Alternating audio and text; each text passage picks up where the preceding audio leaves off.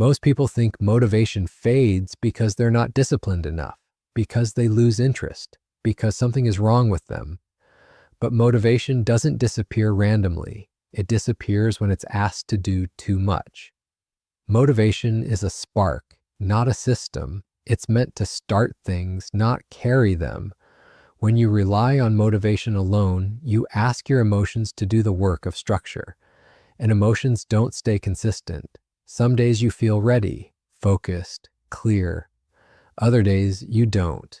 That's normal. The problem begins when you expect the same feeling to show up every time. Motivation works best when the path is already clear, when the next step is obvious, when the weight is small.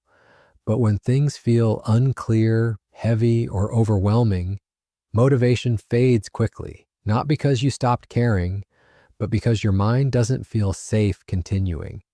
That's why motivation often shows up at the beginning. Starting feels exciting. Possibility is open. Nothing has failed yet. But once effort is required, once progress slows, motivation steps back. And that's where most people stop. They wait for motivation to return. But motivation doesn't come back to unfinished, unclear situations. It returns when something feels manageable again. That's why small progress helps. Not because it's impressive, but because it reduces uncertainty. Consistency doesn't come from staying motivated. It comes from reducing friction.